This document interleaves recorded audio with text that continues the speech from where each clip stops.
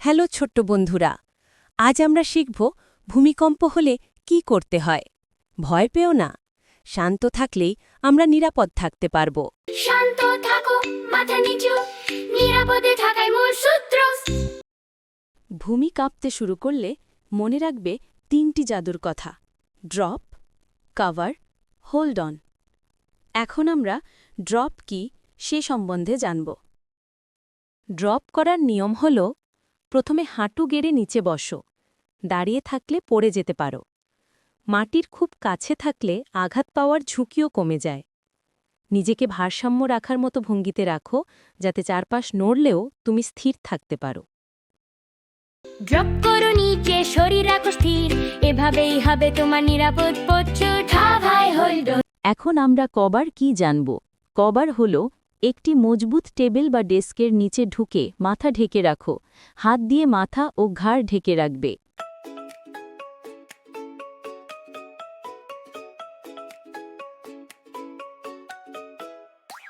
এখন আমরা হোল্ডিং কি জানব। হোল্ডিং হল এক হাত দিয়ে টেবিলের পায়া শক্ত করে ধরে রাখবে।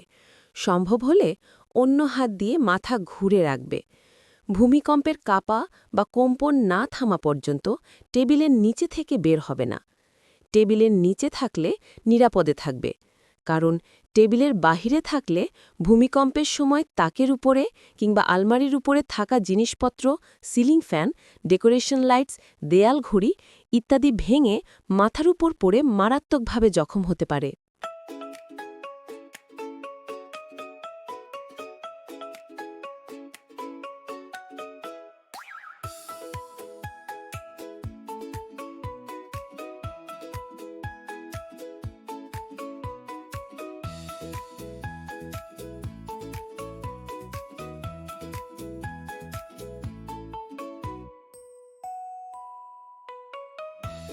ভূকম্পন শেষ না হওয়া পর্যন্ত টেবিলের নিচে বসে থাকবে।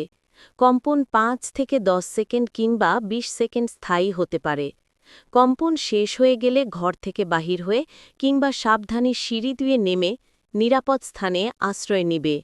সাবধান, মনে রাখবে, কম্পন চলা অবস্থায় সিঁড়ি বেয়ে হুড়ুহুড়ি করে নামার চেষ্টা করা একেবারেই উচিত নয়।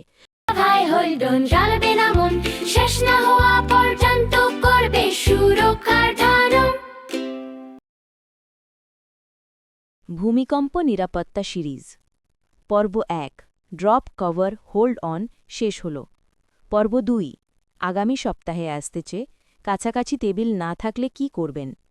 অনুগ্রহ করে লাইক, শেয়ার ও সাবস্ক্রাইব করুন।